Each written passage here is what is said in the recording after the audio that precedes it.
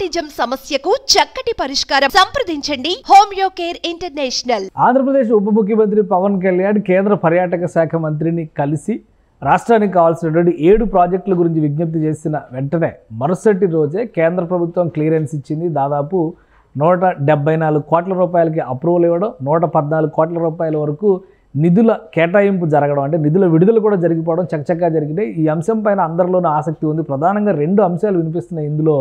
అఖండ Godavari project, అలానే Gandikota project. ఇందులో అఖండ Godavari project అంటే ఏంటి, ఎందుకు దీనికి ఎంత ఖర్చు అవుతుంది, దీనికి ఇంత ఇన్స్టెంట్గా కేంద్ర ప్రభుత్వం నిధుల మంజూరు ఎందుకు చేసింది, ఒకసారి విశ్లేషించి చూస్తే కనుక అఖండ గోదావరి ప్రాజెక్ట్ అనేది 2027లో జరగబోతున్నటువంటి గోదావరి పుష్కరాల కోసం చేయబోతున్న ఏర్పాట్లకు సంబంధించినటువంటి ప్రాజెక్టు. దీన్ని ఇమీడియట్గా ప్రారంభిస్తేనే ఈ 2 ఏళ్లలో పనులు పూర్తయ్యి 2027 నాటికి గోదావరి పుష్కరాల్ని వైభవోపేతంగా నిర్వహించవచ్చు అనేటువంటి సంకల్పాన్ని ఆంధ్రప్రదేశ్ ప్రభుత్వం తీసుకుంది. ఇందులో భాగంగానే కేంద్ర పర్యాటక శాఖ మంత్రి గజేంద్ర సింగ్ షెకావత్తో ఉప ముఖ్యమంత్రి పవన్ కళ్యాణ్ భేటీ అయిన వెంటనే దీనికి సంబంధించినటువంటి ప్రతిపాదనల్ని అందజేశారు. ఆయన వెంటనే అప్రూవల్ ఇచ్చారు. మరుసటి రోజు కల్లా నిధుల విడుదల కూడా జరిగిపోయింది. మొత్తం 94,44,00,000 రూపాయలు ఈ ప్రాజెక్టుకి అంచనా వేశారు. అంటే దాదాపు 100 కోట్ల రూపాయల ఖర్చుతో ఈ ఏర్పాట్లని రాష్ట్ర ప్రభుత్వం చేయబోతుంది. ఎక్కడెక్కడ ఏర్పాటు చేయబోతున్నారో ఒకసారి ఆ అంశాన్ని కూడా పరిశీలిద్దాం. గోదావరి నది అనగానే ఉభయ గోదావరి జిల్లాలు గుర్తొస్తాయి. ఇటువైపు తూర్పుగోదావరి జిల్లా, ఉమ్మడి తూర్పుగోదావరి జిల్లా, అటువైపు పశ్చిమ గోదావరి జిల్లా, ఉమ్మడి పశ్చిమ గోదావరి జిల్లా. అంటే ఇప్పుడు ఉన్నటువంటి పరిస్థితుల రీత్యా చూస్తే ఒకవైపు తూర్పుగోదావరి జిల్లా, మరొక వైపు ఏలూరు జిల్లా పరిధి కనిపిస్తుంది. కాబట్టి రాజమండ్రిని కేంద్రంగా చేసుకొని ఇక్కడ జరగబోయేటువంటి నిర్మాణాలని ప్రధానంగా అఖండ గోదావరి ప్రాజెక్టు కింద పెద్ద ఎత్తున రాష్ట్ర ప్రభుత్వం చేపట్టబోతుంది. ఇక్కడ ఉన్నటువంటి పుష్కర్ నగర్ నుంచి సుందరీకరణ పనుల్ని 2 ఘాట్లు, అంటే రాజమండ్రి వైపు ఇటు కొవ్వూరు వైపు 2 ఘాట్ల మధ్య కూడా పూర్తి స్థాయిలో పుష్కరాలకు సంబంధించినటువంటి ఘాట్ల డెవలప్మెంట్ వర్క్స్ని రాష్ట్ర ప్రభుత్వం ప్రారంభించబోతుంది. ఈ పనుల్లో భాగంగా పెద్ద ఎత్తున పార్కుల డెవలప్మెంటు, సుందరీకరణ, అలానే ముఖ్యమైనటువంటి 2 అంశాలు ఉన్నాయి. ఇక్కడ హ్యావ్లాక్ బ్రిడ్జికి సంబంధించి చాలా కాలంగా ఒక చర్చ జరుగుతుంది. దాదాపు 100-150 ఏళ్ల చరిత్ర ఉన్నటువంటి హ్యావ్లాక్ బ్రిడ్జిని ఒక పర్యాటక కేంద్రంగా తీర్చిదిద్దాలనేటువంటి ఆలోచనని గతంలోనే ఏపీ ప్రభుత్వం చేసింది. అంటే 2017-18 సమయంలో దీనికి సంబంధించినటువంటి ప్రతిపాదనలు పంపించారు. అయితే అది ముందుకు సాగినటువంటి పరిస్థితి. ఇప్పుడు ఈ ప్రాజెక్టులో భాగంగా హ్యావ్లాక్ బ్రిడ్జిని ఒక టూరిస్ట్ స్పాట్ కింద డెవలప్ చేయబోతున్నారు.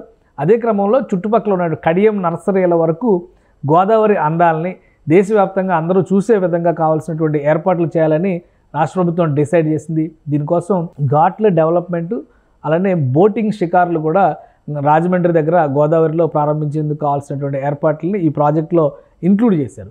సో ఇవన్నీ కలిపి మొత్తంగా చూస్తే కనుక ఓవరాల్గా 94 కోట్ల రూపాయలు ఈ ప్రాజెక్టు ఖర్చు అవుతాయనేటువంటి అంచనా వేశారు. అందుకనే ఇన్స్టెంట్గా కేంద్ర ప్రభుత్వం స్పందించింది. దీనికి సంబంధించినటువంటి అప్రూవల్స్ అన్నీ ఇచ్చింది.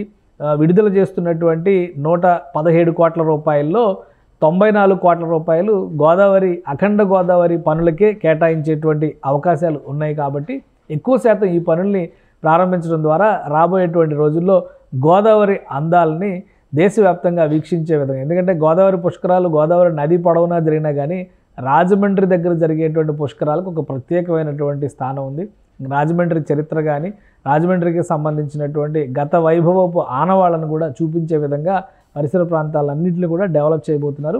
ఈ ప్రాజెక్టు ద్వారా పెద్ద ఎత్తున రిసార్ట్స్ డెవలప్మెంట్ని కూడా రాష్ట్ర ప్రభుత్వం చేయబోతుంది. కేవలం పుష్కరాలను దృష్టిలో పెట్టుకునే కాకుండా రాబోయే రోజుల్లో పూర్తి స్థాయిలో ఒక టూరిస్ట్ స్పాట్ కింద, అలానే సాంస్కృతిక వైభవం ఉన్నటువంటి నగరంగా గోదావరికి ఉన్నటువంటి ప్రత్యేకతని దేశం యావత్తు చూసే విధంగా ఈ ప్రాజెక్టుని తీర్చిదిద్దాలని భావిస్తున్నారు.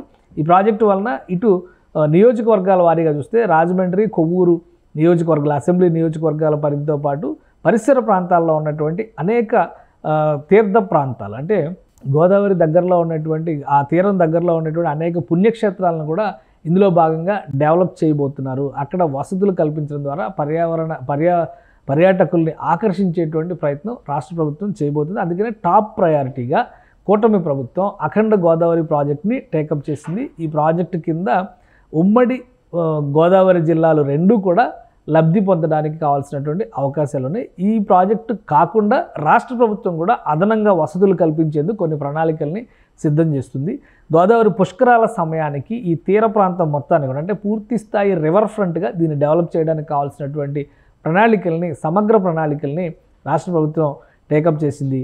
పుష్కరాలకు సంబంధించినటువంటి పనులకు సంబంధించిన అఖండ గోదావరి ప్రాజెక్టుకి కేంద్ర ప్రభుత్వం కూడా సహకరించాలని నిర్ణయించిన నేపథ్యంలో ఈ పనులు ఇక శరవేగంగా ప్రారంభం కాబోతున్నాయి. అతి త్వరలోనే పనుల్ని ప్రారంభిస్తారు. ప్రణాళికాబద్ధంగా వీటిని డెవలప్ చేసేటువంటి బాధ్యతని రాష్ట్ర ప్రభుత్వం తీసుకోబోతుంది. నిధుల కొరత లేకుండా చూసే బాధ్యతని కేంద్ర రాష్ట్ర ప్రభుత్వాలు సమన్వయంతో చేసుకోబోతున్నాయి. సుమన్ టీవీలో మీ పర్సనల్ అండ్ బిజినెస్ ప్రమోషన్స్ కోసం కింది నెంబర్కి కాంటాక్ట్ చేయండి.